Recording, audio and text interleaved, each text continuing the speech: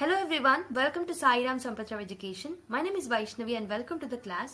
So ఈ రోజు మనం వీడియోలో డిస్కస్ చేసుకునేది ఏంటంటే the new water act rules 2024 అనేది న్యూస్ లో ఉండింది. సో దాని కాంటెక్స్ట్ ని పెట్టుకొని మనం several aspect of water act గురించి డిస్కస్ చేద్దాం. So why it was in the news అని అంటే రీసెంట్ గా యూనియన్ ఎన్వైరన్మెంట్ మినిస్ట్రీ ఏదైతే ఉంటుందో ఇది కొత్త రూల్స్ అనేవి తీసుకొచ్చింది అనమాట for conducting some investigation and for imposing some penalties if there are violations from the water act. So అసలు ఇది ఏంటి? ఓకే, సో బేసిక్ గా 1974 లో మనకి వాటర్ కోసం, వాటర్ పొల్యూషన్ ప్రివెన్షన్ కోసం మనం ఒక స్పెసిఫిక్ గా ఒక చట్టాన్ని తీసుకొచ్చాం 1974 లో, which is also called as water act in short. Okay, short cut లో వాటర్ యాక్ట్ ఆఫ్ 1974 అని పిలుస్తూ ఉంటాం. So in the initial quarter of 2024 మనం ఈ వాటర్ యాక్ట్ లో ఉన్న కొన్ని ప్రొవిజన్స్ ని అమెండ్ చేసుకోవడం జరిగిందనమాట. Okay, so there was a recent amendment, water act amendment act of 2024 అనేది జరిగింది. సో దాన్ని దృష్టిలో ఉంచుకొని రీసెంట్ గా few days back union ministry ఏం చేసిందంటే, సో వాటర్ యాక్ట్ అమెండ్మెంట్ ని దృష్టిలో పెట్టుకుని చేంజెస్ కి ఆధారంగా కొన్ని కొత్త రూల్స్ అనేవి తీసుకురావడం జరిగింది. సో ఇక్కడ మనము ఇది న్యూస్ లో ఉంది కాబట్టి రూల్స్ కన్నా ఎక్కువగా మనకి ఏది ఇంపార్టెంట్ అంటే ఒరిజినల్ వాటర్ యాక్ట్ ఎందుకు తీసుకొచ్చాము, so after which particular conferences water act of 1974, దీంట్లో ఉన్న ఇంపార్టెంట్ ప్రొవిజన్స్ ఏంటి, ఓకే దీంట్లో మనం ఏమైనా బాడీస్ ని ఏర్పరచుకున్నామా, ఫర్ ఎగ్జాంపుల్ సిపిసిబి, ఎస్పిసిబి లాంటివి, సో వాటిలో ఉన్న ఇంపార్టెంట్ ప్రొవిజన్స్ ఏంటి, సో రీసెంట్ గా తీసుకొచ్చిన 2024 అమెండ్మెంట్ లో ఏం చేంజెస్ తీసుకొచ్చాం, so why we have bat this changes, okay, what are the advantages of that particular changes and what are the criticisms of that particular changes, ఇవన్నీ మనం చూసుకుంటాం. So comprehensive గా water act of main గా amendment ఏదైతే ఉంటుందో దాన్ని దృష్టిలో పెట్టుకొని ఈ పర్టికులర్ సెషన్ అనేది తీసుకోవడం జరుగుతుంది. సో ఈ పర్టికులర్ వీడియో మీకు మొత్తం చూసిన తర్వాత నచ్చినట్టయితే మొత్తం చూసి దాని తర్వాత if you feel it is worthy then like it, and also కొత్తగా చూస్తున్న వాళ్ళకి ఈ వీడియో యూస్ఫుల్ గా అనిపించినప్పుడు సబ్స్క్రైబ్ చేసుకోండి and also click the notification bell icon so that మేము ఫ్యూచర్ లో ఏదైనా కొత్త అప్డేట్స్ తో వచ్చినప్పుడు మీకు వెంటనే నోటిఫికేషన్ అనేది మీ డివైస్ లో వచ్చేస్తుంది అనమాట. Okay, so let's start the video without any further delay. So we know that water is very essential, అవునా? సో వాటర్ లేనిదే మనం ఏమీ పనులు చేయలేం. నార్మల్ గా తినకుండా కొన్ని రోజులు ఉంటామేమో కానీ వాటర్ తాగకుండా అయితే కొన్ని రోజులు ఉండలేం. ఓకే, సో వాటర్ అనేది it's very essential for humans and it is very essential for biodiversity and also it's very essential for living beings also. So altogether మనకి ప్రతి స్టేజ్ ఆఫ్ లైఫ్ లో మనకి వాటర్ అనేది some or the other way మనకి useful గానే ఉంటుంది. We know that మనకు 70% of the area of the land is covered by water. However అందులో 97% సీ వాటరే ఉండడం జరిగింది అండ్ వెరీ మైన్యూట్ పోర్షన్ మనకు ఫ్రెష్ వాటర్ లో ఉందని తెలుసు. అండ్ అవి కూడా చాలా మటుకు గ్లేషియర్ ఫామ్ లో, డిఫరెంట్ ఫార్మ్స్ లో ఉందని మనకు తెలిసిందే. అంటే what ever the water available for usage is very very low. Okay, so water అనేది అంత ఎసెన్షియల్ కాబట్టే మనం వాటర్ కోసం ఒక చట్టాన్ని కూడా స్పెసిఫిక్ గా తీసుకురావడం జరిగింది అనమాట. ఓకే, సో మీకు తెలిసి ఉంటే 1972 లో ఫర్ ద ఫస్ట్ టైం మనకు ఒక కాన్ఫరెన్స్ ఆన్ ఎన్వైరన్మెంట్ కి సంబంధించి ఒక గ్లోబల్ కాన్ఫరెన్స్ అనేది 1972 లో జరిగింది. So that is nothing but the stock home conference అని అంటాం అనమాట. సో లాస్ట్ క్లాసెస్ మీరు చూసినట్టయితే I have explained you the UNFCCC COP meetings గురించి చెప్పినప్పుడు I have told about the stock home conference as well. Okay, so previous videos చూడని వాళ్ళు ఎవరైనా ఉంటే especially that COP video you can actually look at that video. I elaborately explained about the COPs. Okay, so yeah, 1972 లో మనకి stock home conference అనేది which is the first conference related to environment globally that took place. అందులో మన prime minister Indira Gandhi గారు కూడా participate చేయడం జరిగింది. So ఈ పర్టికులర్ కాంటెక్స్ట్ లో as the environmental threats are growing, so మనకి ఏమనిపించిందంటే ఒక పాయింట్ ఆఫ్ టైమ్ లో we have come up with something called as Water Act of 1974. So దాని యొక్క ఫుల్ ఫామ్ ఏంటంటే water prevention and control of pollution act 1974 అని అంటూ ఉంటాం అనమాట. సో బేసిక్ గా దాన్ని మనం టైమ్ లైన్ లో చూసుకుంటే 1974 లో మనం దీన్ని తీసుకొచ్చాం అనమాట.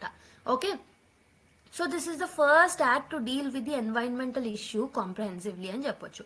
సో విత్ ఇన్ ఇండియాలో సో మనకి ఫారెస్ట్ యాక్ట్స్ అనేవి ఉండేవి బ్రిటిషర్స్ టైంలో, కానీ it was not merely about protection. So most probably ఆ ఫారెస్ట్ యాక్ట్స్ అనేవి it was focusing on stoppage of the exploitation, అంటే ఎక్కువగా వాళ్ళ యొక్క బెనిఫిట్ మీదనే ఉండేవి. It was not to conserve the environment. Okay, so forest acts ఉన్నప్పటికీ conservation కోసం కాదు, డిఫరెంట్ ఆస్పెక్ట్స్ లో మనం ఫారెస్ట్ యాక్ట్స్ ని తీసుకురావడం జరిగింది. But after Stockholm conference, as awareness was increasing about the environment, okay, environmental movements రావడం మొదలైనప్పుడు we have felt that water act లాంటివి తీసుకురావాలి, environmental acts, air act, okay, environmental protection act, ఇలా ఒక క్రొనాలజీలో మనం అన్ని డిఫరెంట్ యాక్ట్స్ ని తీసుకురావడం జరిగింది. అలా ఫస్ట్ వచ్చిన యాక్ట్, సో కాంప్రహెన్సివ్ గా ఎన్వైరన్మెంటల్ ఇష్యూని డీల్ చేసే ఫస్ట్ యాక్ట్ ఏంటి ఇండియాలో అంటే, ఒక చట్టం ఉంది, అది ఏంటి అని అంటే water act of 1974. So previously మనం దీన్ని 2 times అమెండ్ చేయడం జరిగింది. 1978లో అమెండ్ చేసాం అండ్ 1988లో కూడా మనం అమెండ్ చేసాం అనమాట. ఓకే, సో అయితే ఈ పర్టికులర్ వాటర్ యాక్ట్ తర్వాత మనకి డిఫరెంట్ వేరియస్ రిసోర్సెస్ మీద కూడా డిఫరెంట్ చట్టాలను చేసాం. ఫర్ ఎగ్జాంపుల్ ఫారెస్ట్ యాక్ట్ ని 1980లో తీసుకొచ్చాం. ఓకే, ఎయిర్ కి సంబంధించిన air control of pollution act ఏదైతే ఉంటుందో దాన్ని 1982లో తీసుకురావడం జరిగింది.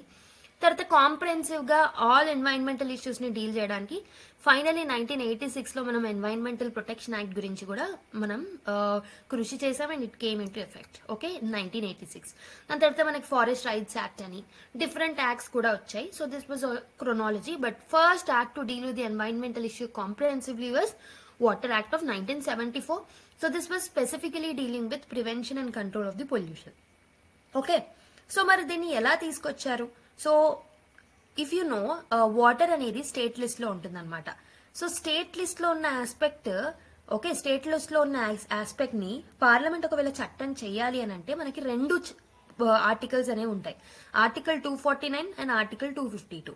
సో ఆర్టికల్ 249 ఏంటంటే, Rajya Sabha if it is passing the resolution and if matter is of the national importance, అప్పుడు రాజ్యసభ ఒక రెజల్యూషన్ ని పాస్ చేస్తుంది. దాన్ని బట్టి actually parliament can actually make the act which is there in the state list. So basic గా మనకు 3 లిస్టులు ఉంటాయి, central list, state list and concurrent list. మీ అందరికీ తెలిసిందే. సో సెంట్రల్ లిస్ట్ లో ఉన్న చట్టాలని యూనియన్ పార్లమెంట్ చేస్తుంది, స్టేట్ లిస్ట్ లో ఉన్న చట్టాలని స్టేట్ లెజిస్లేచర్ చేస్తూ ఉంటుంది, కాన్కరెంట్ లిస్ట్ లో ఉన్న వాటిని both centre and state can make. Okay, so అలా చేస్తూ ఉంటాం. యాక్చువల్లీ వాటర్ అనేది స్టేట్ లిస్ట్ లో ఉన్నప్పటికీ పార్లమెంట్ ఎందుకు చట్టం చేసింది అంటే, as I already told you, article 249 and article 252 are exceptions. Okay, so article 249 ఏం చెప్తుంది అని అంటే, ఎప్పుడైనా ఒక పర్టికులర్ అంశం స్టేట్ లిస్ట్ లో ఉన్నప్పటికీ ఆర్టికల్ 249 కింద రాజ్యసభ ఒక రెజల్యూషన్ ని పాస్ చేసి అది స్టేట్ లిస్ట్ లో ఉన్న సబ్జెక్ట్ అయినప్పటికీ ఆ పర్టికులర్ ఆస్పెక్ట్ అనేది నేషనల్ ఇంపార్టెన్స్ అని అనిపించినప్పుడు రాజ్యసభ ఒక రెజల్యూషన్ పాస్ చేసి దీని మీద పార్లమెంట్ చట్టం చెయ్యొచ్చు అని చెప్తుంది అనమాట. ఓకే, కానీ మనకి ఇంపార్టెంట్ అయిన article with respect to water prevention and control of pollution act అంటే 252 అనమాట. సో ఆర్టికల్ 252 ఏం చెప్తుంది అని అంటే, వెన్ 2 or more స్టేట్స్, 2 లేదా 2 కన్నా ఎక్కువగా స్టేట్స్ అన్ని కలిపి సెంటర్ ని రిక్వెస్ట్ చేసాయనుకోండి, సెంట్రల్ గవర్నమెంట్ కి ఇలా రిక్వెస్ట్ చేసాయనుకోండి, మీరు మాకు ఒక చట్టం చేసి పెట్టండి ఈ పర్టికులర్ ఆస్పెక్ట్ మీద, ఇది స్టేట్ లిస్ట్ లో ఉన్నప్పటికీ we want you to make act for us అని చెప్పేసి 2 లేదా 2 కన్నా ఎక్కువగా స్టేట్స్ అడిగినప్పుడు దాని మీద సెంట్రల్ గవర్నమెంట్ అనేది చట్టం చేస్తుంది. సో అప్పుడు ఫర్ ఎగ్జాంపుల్ కొన్ని స్టేట్సే అడిగాయి అనుకోండి, ఆ కొన్ని స్టేట్ కే వర్తిస్తుంది అనమాట. ఓకే, సెంట్రల్ గవర్నమెంట్ చట్టం చేస్తుంది కరెక్టే ఆ స్టేట్ లిస్ట్ లో ఉన్న ఆస్పెక్ట్ ని, కానీ ఏ స్టేట్స్ అయితే అడిగాయో వాటి మీదనే ఆ చట్టం అనేది వర్తిస్తుంది. ఓకే, కానీ if another state wants to actually take that provisions, okay, మొత్తం ఆ ప్రొవిజన్స్ ని లేకపోతే ఆ చట్టం మొత్తాన్ని వేరే స్టేట్స్ కూడా యాక్సెప్ట్ చేయాలి అని అనుకుంటే, సో ఇట్స్ దేర్ డిస్క్రిషన్, వాళ్ళు కావాలి అంటే యాక్సెప్ట్ చేసుకోవచ్చు.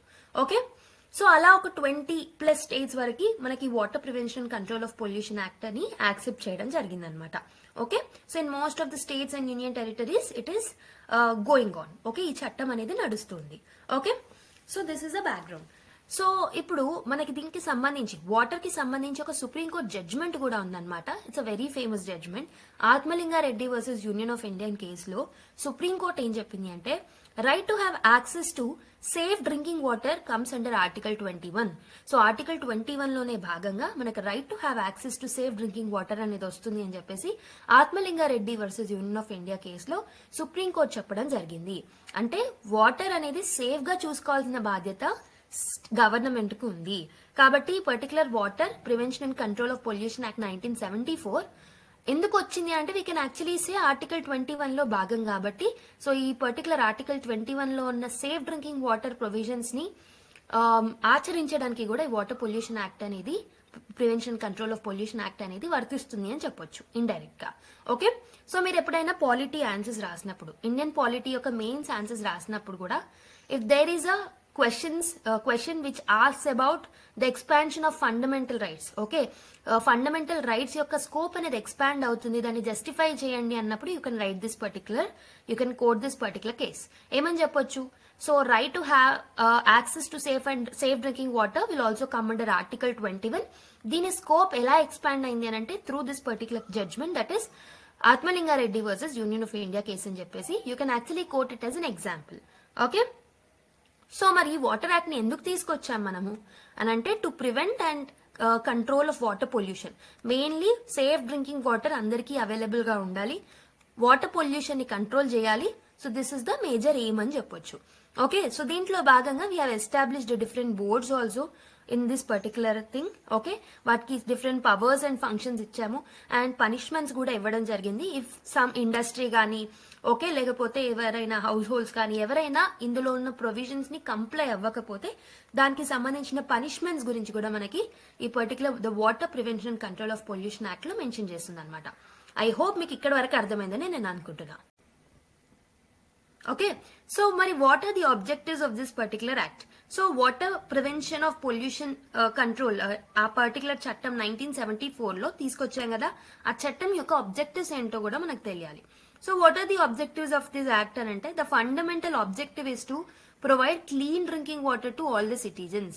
సో ప్రతి సిటిజన్ కి ఓకే క్లీన్ డ్రింకింగ్ వాటర్ ఇవ్వాలి అనేది దీని యొక్క ఎయిమ్ అన్నమాట. So this is the first objective అని చెప్పొచ్చు. అండ్ ఇంకొకటి ఏంటంటే to control water pollution, water pollution ఏదైతే ఉంటుందో దాన్ని కంట్రోల్ చేయడం అనేది కూడా దీని యొక్క ఆబ్జెక్టివ్.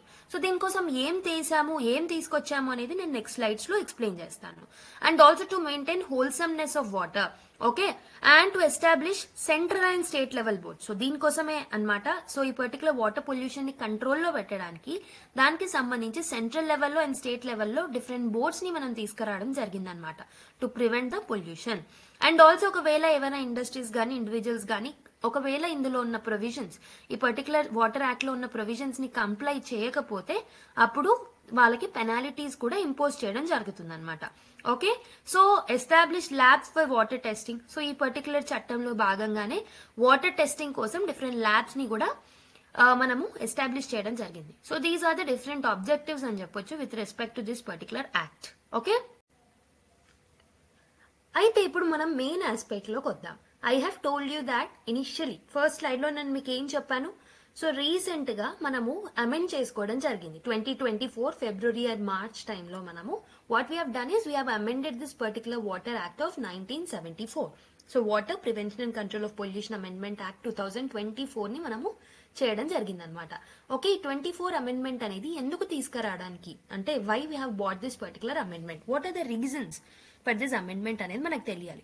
సో మరి ఇప్పుడు ఎందుకు న్యూస్ లో ఉంది అని అంటే ఈ 2024 యాక్ట్ లో కొన్ని రూల్స్ అండ్ రెగ్యులేషన్స్ ని మనం తీసుకురావడం జరిగింది. సో రీసెంట్ గా మినిస్ట్రీ ఏం చేసిందంటే it has brought some rules, అందుకే ఇది ఇప్పుడు మళ్ళీ న్యూస్ లోకి వచ్చింది. That's the reason why we are actually studying about this in a holistic way. Okay, so మరి what are the reasons for amendment, ఎందుకు దీన్ని అమెండ్ చేసుకోవాల్సి వచ్చింది అని అంటే ఫస్ట్ థింగ్ ఏంటంటే for rationalisation of the criminal provisions. So నేను already చెప్పాను. So there are some provisions which are there with respect to penalties కి సంబంధించి మనకి కొన్ని ప్రొవిజన్స్ అనేవి ఉండడం జరిగింది. అవి కొంచెం స్ట్రింజెంట్ గా ఉన్నాయన్నమాట. Okay, so which is hampering ease of doing business ని హ్యాంపర్ చేస్తున్నాయి. అంటే ఏంటి? సో లాట్ ఆఫ్ రెగ్యులేషన్స్ ఉన్నప్పుడు so there is a scope of red tapeism and also licence అనేది ఈజీగా రాదు కంపెనీస్ కి. ఓకే, అండ్ ఇదే కాదు మనకి మల్టిపుల్ రెగ్యులేషన్స్ ఉంటాయి. For example we have related to air కి సంబంధించింది ఒక యాక్ట్ ఉంటుంది, ఫారెస్ట్ యాక్ట్స్ ఉంటాయి, and also environmental impact assessment అనేది చేయాలి. ఇలా మల్టిపుల్ చట్టాలు ఉండడం వల్ల కూడా మనకి ఈజ్ ఆఫ్ డూయింగ్ బిజినెస్ ఏదైతే ఉంటుందో అది హ్యాంపర్ అవుతుంది అనమాట. So in order to rationalise this particular criminal provisions we have bat this particular act. So minor defaults ఏవైతే ఉంటాయో కొన్ని టెక్నికల్ టెక్నికల్ డిఫాల్ట్స్ ఏవైతే ఉంటాయో so whatever the technical defaults are they, so వాటన్నిటిని penalise చేయకుండా చిన్న చిన్న penalties తో మనము లైక్ ప్రతి దాన్ని మనం క్రిమినలైజ్ చేయకుండా చిన్న చిన్న పెనాలిటీస్ తో ఆ పర్టికులర్ డిఫాల్ట్స్ ఏవైతే ఉన్నాయో వాటిని మనం యాక్సెప్ట్ చేయొచ్చు అని చెప్పేసి కొత్త అమెండ్మెంట్ చెప్తుంది అనమాట. ఒక కొత్త చట్టం తీసుకొచ్చాం కదా, ఆ చట్టం అనేది so it is actually decreasing the penalties. Okay, basic గా డీక్రిమినలైజ్ చేస్తుంది అనమాట. So instead of giving a jail term, okay, so వాళ్ళని జైల్లో వేయడం, చిన్న చిన్న తప్పులకి కూడా జైల్లో వేయడం వల్ల సో భయపడుతూ ఉంటారు. డెఫినెట్ గా ఈజ్ ఆఫ్ డూయింగ్ బిజినెస్ అనేది హ్యాంపర్ అవుతుంది. సో అందుకే మనకి పెనాలిటీస్ లైక్ ఫినాన్షియల్ పెనాలిటీస్ ని వేయడం వల్ల, చిన్న చిన్న పెనాలిటీస్ వేయడం వల్ల ఈ పర్టికులర్ ఇష్యూస్ అన్నిటిని డీక్రిమినలైజ్ చేయొచ్చు. అండ్ ఈ పర్టికులర్ చట్టం అనేది ప్రస్తుతం హిమాచల్ ప్రదేశ్ అండ్ రాజస్థాన్ ఏరియాస్ కి మాత్రమే అప్లికబుల్ అవుతుంది under article 252 as I've already told you in the previous slides. Okay, so I hope you have understood the reasons for the amendment in 2024. 2024 లో మనం ఎందుకు అమెండ్మెంట్ ని తీసుకొచ్చామనేది మీకు అర్థమైందని నేను అనుకుంటున్నా. సో ఈ 2024 అమెండ్మెంట్ ఎందుకు తీసుకొచ్చామనేది we have seen, but we have to know what is the difference between the act that was earlier brought. Okay, ఏదైతే వాటర్ యాక్ట్ మనం 1974 లో తీసుకొచ్చామో దానికి అండ్ ఇప్పుడు తీసుకొచ్చిన వాటర్ యాక్ట్ కి మధ్యలో డిఫరెన్సెస్ అనేవి, వాటి మధ్యలో డిఫరెన్సెస్ ఆఫ్ ప్రొవిజన్స్ ఏమేమి ఉన్నాయనేది మనకు తెలియడం very very important. Let's see them. So ఇంతకు ముందు we used to imprison for the minor offences, చిన్న చిన్న అఫెన్సెస్ ని కూడా మనం పీనలైజ్ చేసేవాళ్ళం అనమాట. We used to criminalise the people, వాళ్ళని పనిష్ చేయడం, వాళ్ళని ఇంప్రిజన్ చేయడం లాంటివి చేసేవాళ్ళం. సో దీనివల్ల people are losing trust. Okay, so ఎందుకు ట్రస్ట్ డెఫిసిట్ ఏర్పడుతుంది? ఈజ్ ఆఫ్ డూయింగ్ బిజినెస్ అనేది హ్యాంపర్ అవుతుందని చెప్పాను. సో పీపుల్ ఆర్ లూజింగ్, చిన్న చిన్న తప్పులకి తెలియకుండా టెక్నికల్ డిఫాల్ట్స్ ఏవైతే ఉంటాయో వాటిని కూడా ఇంప్రిజన్ చేయడం అనేది, సో ఆల్మోస్ట్ 6 years అనేది ఇంప్రిజన్మెంట్ అనేది ఉండేదన్నమాట. ఆల్మోస్ట్ 6 years కి దగ్గర దగ్గర ఇంప్రిజన్మెంట్ ప్రొవిజన్స్ అనేవి ఉండేవి. Okay, so this is actually hampering the trust. Okay, trust deficit అనేది ఏర్పడుతుంది. కానీ ఇప్పుడు మనము కొత్త చట్టంలో, కొత్త అమెండ్మెంట్ యాక్ట్ ద్వారా 2024 అమెండ్మెంట్ ద్వారా we have decriminalized it. So instead of actually criminalizing, instead of putting them in the instead of putting them in the prison, మనం ఏం చేస్తున్నాం అంటే పెనాలిటీస్ ని ఇంపోజ్ చేస్తున్నాం. సో చిన్న పెనాలిటీస్ 10,000 నుంచి 15 lakhs మధ్యలో పెనాలిటీస్ అనేవి ఉంటాయన్నమాట. ఓకే, సో ఈ పర్టికులర్ డీక్రిమినలైజ్ చేస్తున్నాం అండ్ ఆల్సో పెనాలిటీని ఇంపోజ్ చేయడానికి ఒక అడ్జుడికేటింగ్ ఆఫీసర్ ని కూడా సెంట్రల్ గవర్నమెంట్ నియమిస్తుంది అనమాట. Okay, central government will appoint an adjudicating officer to look after this particular issue. Okay, so this is the another thing that is bought. Okay, so basic ga manam em chestunnam, we are decriminalizing the things so that ease of doing business edaithe untundo it will get improved anamata. Okay na, so ee particular issue ni deal chesedi evaru ante adjudicating officer who is appointed by the central government. Okay, next inkem change cheyadam jarigindi ante, so ఇంతకు ముందు ఈ చట్టం కింద ఏదైనా exemptions తో deal చేయాలన్నా, for example ఒక ఇండస్ట్రీని సెటప్ చేయాలనుకుంటున్నారు. So if it is a renewable ఎనర్జీకి సంబంధించి ఇండస్ట్రీ అనుకుందాం. సో దీనికి మనం కొన్ని ఎక్సెప్షన్స్ ఇస్తాం. Okay, as it is promoting the renewable energy usage, దానికి కొన్ని మనం ఎక్సెప్షన్స్ ఇస్తూ ఉంటాం. అలా డిఫరెంట్ ఇండస్ట్రీకి ఎగ్జామ్షన్స్ ఇచ్చే డ్యూటీ ఇంతకు ముందు స్టేట్ గవర్నమెంట్ చేతిలో ఉండేదన్నమాట. ఓకే, అండ్ ఆల్సో ఎస్పీసీబీ అంటే నేను ఆల్రెడీ చెప్పాను మీకు. సో ఈ పర్టికులర్ చట్టం ద్వారా మనము సెంట్రల్ పొల్యూషన్ కంట్రోల్ బోర్డ్ ని, ఓకే, ఏ పర్టికులర్ చట్టం వాటర్ యాక్ట్ 1974 లోనే మనం సిపిసిబిని and also SPCB that is state pollution control board ని ఎస్టాబ్లిష్ చేసుకోవడం జరిగింది. అయితే ఇంతకు ముందు ఎలా ఉండేదంటే state pollution control board chairman ఎవరైతే ఉంటారో అతన్ని అపాయింట్ చేసేది స్టేట్ గవర్నమెంటే ఉండేది. కానీ ఇప్పుడు మనం ఈ కొత్త చట్టం, కొత్త అమెండ్మెంట్ ద్వారా ఏం చేసామంటే central government is the one through CPCB. Okay, central pollution control board తో డిస్కస్ చేసి ఏదైనా పర్టికులర్ ఇండస్ట్రీకి ఏదైనా ఎగ్జామ్షన్స్ ఇవ్వాలి అని అంటే స్టేట్ గవర్నమెంట్ నుంచి ఇప్పుడు పవర్ ఎవరి చేతిలోకి వెళ్ళింది అంటే సెంట్రల్ గవర్నమెంట్ చేతిలోకి వెళ్ళిపోయింది. అండ్ ఆల్సో ఎస్పీసీబీ చైర్మన్ ని ఇప్పుడు అపాయింట్ చేసేది ఎవరు అని అంటే ఆ ఎస్పీసీబీ చైర్మన్ ఎలా ఉండాలి, ఆ టర్మ్స్ ఆఫ్ కండిషన్స్ ఎలా ఉండాలి అనేది కూడా డీల్ చేసేది సెంట్రల్ గవర్నమెంట్ అనమాట. అండ్ ఆల్సో సిపిసిబికి సంబంధించి కానీ సెంట్రల్ గవర్నమెంట్ తీసుకున్న డెసిజన్స్ కి సంబంధించి కానీ ఏదైనా అప్పీల్ చేయాలనుకుంటే నేషనల్ గ్రీన్ ట్రిబ్యునల్ లో ఇప్పుడు మనం అప్పీల్ చేసుకోవచ్చు అనమాట. ఓకే, అండ్ ఆల్సో ఈ పర్టికులర్ పెనాలిటీస్ ఏవైతే ఉంటాయో, for example I have told you that 10,000 నుంచి 15 lakhs మధ్యలో పెనాలిటీస్ ని ఇంపోజ్ చేస్తూ ఉంటారని. ఓకే, సో ఈ పెనాలిటీస్ ఏవైతే ఉంటాయో ఎందులోకి వెళ్తాయనంటే ఎన్వైరన్మెంటల్ ప్రొటెక్షన్ ఫండ్ లోపలికి వెళ్ళిపోతాయి అనమాట. So it will actually deal with the environmental related aspects. So ఈ ఎన్వైరన్మెంటల్ ప్రొటెక్షన్ యాక్ట్ ఆర్ ఈ పర్టికులర్ ఎన్వైరన్మెంటల్ ప్రొటెక్షన్ ఫండ్ అనేది ఏ చట్టం ద్వారా ఏర్పడింది అని అంటే ఎన్వైరన్మెంటల్ ప్రొటెక్షన్ యాక్ట్ 1986 లో ఈ ఫండ్ ని మనం ఏర్పరచుకున్నాం. సో ఈ పర్టికులర్ వాటర్ యాక్ట్ కింద ఏదైనా పెనాలిటీస్ ఇంపోజ్ అయినప్పుడు అక్కడ కలెక్ట్ చేసిన పెనాలిటీస్ అన్ని ఏ ఫండ్ లోకి వెళ్తాయి అని అన్నప్పుడు we have to answer that environmental protection fund లోకి వెళ్తాయి అనమాట. ఓకే, సో ఇనీషియల్ గా 1974 యాక్ట్ అనేది 25 స్టేట్స్ కి వర్తించేది. అండ్ ఇంకొక ఆస్పెక్ట్ మీరు గుర్తుపెట్టుకోవాల్సింది ఏంటంటే, సో ఇంతకు ముందు ఏదైనా డిపార్ట్మెంట్ ఈ పర్టికులర్ వాటర్ యాక్ట్ లో ఉన్న ప్రొవిజన్స్ ని కంప్లై చేయకపోతే ఆ డిపార్ట్మెంట్ హెడ్ ఎవరైతే ఉంటారో, the head of the department ఎవరైతే ఉంటారో, so they will B deemed guilty అనమాట. ఓకే, వాళ్ళని జైలు వేసేవాళ్ళు, అలాంటి ప్రొవిజన్స్ అనేవి ఉండేవి. కానీ ఇప్పుడు ఏం చేస్తున్నారు అంటే, so if that particular provision అంటే ఏదైనా provisions which are there in the water act ఏదైనా కంప్లై కానప్పుడు ఆ డిపార్ట్మెంట్ యొక్క హెడ్ ఎవరైతే ఉంటారో అతని యొక్క శాలరీ, ఒక 1 month శాలరీ ఏదైతే ఉంటుందో దాన్ని పెనాలిటీగా ఇంపోజ్ చేయడం జరుగుతుంది అనమాట. 1 month శాలరీని కట్ చేసి దాన్ని ఎన్వైరన్మెంటల్ ప్రొటెక్షన్ ఫండ్ లోకి పంపించేస్తారనమాట. So this is the difference that is made. Okay, so నేను ఏం చెప్పాను ఇంకా, so this is something which you have to know. ఇది కాకుండా మీకు ఏం తెలియని అంటే వాటర్ యాక్ట్ లో ఇంతకుముందు 1974 లోనే, so in order to control the pollution and in order to achieve the objectives of water act of 1974 మనం సెంట్రల్ లెవెల్లో సెంట్రల్ పొల్యూషన్ కంట్రోల్ బోర్డ్ ని అండ్ స్టేట్ లెవెల్లో స్టేట్ పొల్యూషన్ కంట్రోల్ బోర్డ్ ని మనం establish చేసుకోవడం జరిగింది. వాటికి కొన్ని పవర్స్ అండ్ ఫంక్షన్స్ ని కూడా మనము ఇచ్చామన్నమాట. So that they can actually function and they can achieve the objectives that are there in the water act.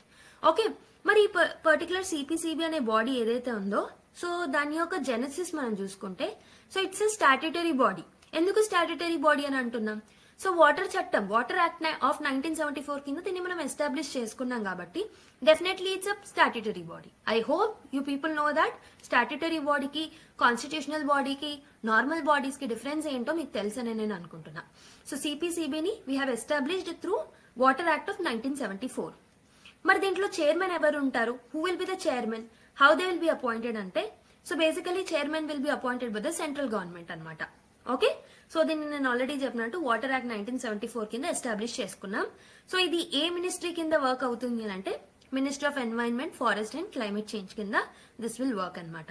Okay, so దీని యొక్క ప్రైమరీ ఫంక్షన్స్ ఏముంటాయి? What are the functions of this particular body అని అంటే to promote cleanliness of streams and wells. Okay, this is a primary function అని చెప్పొచ్చు. And also in order to control the water pollution. ఇదే కాకుండా air quality ఏదైతే ఉంటుందో దాన్ని కూడా ఇంప్రూవ్ చేయడం దీని యొక్క డ్యూటీ. ఓకే, సో ఇక్కడ మీరు గుర్తుపెట్టుకోవాల్సిన one of the important aspect ఏంటంటే, సో దీన్ని మనము వాటర్ యాక్ట్ కింద ఎస్టాబ్లిష్ చేసినప్పటికీ సిపిసిబికి వచ్చే పవర్స్ అండ్ ఫంక్షన్స్ మాత్రం ఎయిర్ యాక్ట్ ఏదైతే ఉంటుందో, ఓకే, ఎయిర్ యాక్ట్ కింద వచ్చాయన్నమాట. Okay, so the air prevention and control of pollution act 1981 లో మనం తీసుకురావడం జరిగింది. ఓకే, ఆ చట్టం కింద దీనికి పవర్స్ అండ్ ఫంక్షన్స్ ఇచ్చామన్నమాట. So this is very important. This is previous year UPSC question అనమాట. సో దీన్ని మనం వాటర్ యాక్ట్ కింద ఏర్పరచుకున్నప్పటికీ దీనికి పవర్స్ అండ్ ఫంక్షన్స్ ని మాత్రం ఎయిర్ యాక్ట్ ఆఫ్ 1981 కింద ఇవ్వడం జరిగింది అనమాట. ఓకే, సో దీని యొక్క important initiatives. So what are the important initiatives of CPCB అంటే ఒకటి ప్రాణా పోర్టల్ అనమాట. సో ప్రాణా పోర్టల్ అనేది it's for monitoring and implementing the NCAP. NCAP అంటే నేషనల్ క్లీన్ ఎయిర్ ప్రోగ్రామ్ అంటాం. సో దాన్ని ఇంప్లిమెంట్ చేయడానికి మనం ప్రాణా పోర్టల్ ని ఏర్పరచుకున్నాం. సో ప్రాణా పోర్టల్ ని మేనేజ్ చేసేది ఎవరు? Who has brought this PRANA portal అంటే సిపిసిబి అనమాట. And next NAMP. న్యాంప్ అంటే ఏంటంటే national air quality monitoring programme అనమాట. బేసిక్ గా ఎయిర్ క్వాలిటీని మానిటర్ చేయడం అనేది దీని duty. So these are the two initiatives, major initiatives under the CPCB. ఇదే కాకుండా స్టేట్ లెవెల్లో కూడా మనం స్టేట్ పొల్యూషన్ కంట్రోల్ బోర్డ్ ని ఏర్పరచుకున్నాం through water act of 1974. So అదే స్టేట్ పొల్యూషన్ కంట్రోల్ బోర్డ్ యొక్క చైర్మన్ ఇంతకు ముందు SPC like state government appoint చేసేది. ఇప్పుడు మనం సెంట్రల్ గవర్నమెంట్ ద్వారా ఎస్పీసీబీ చైర్మన్ ని అపాయింట్ చేసుకుంటున్నాం. Okay, so this is about the difference.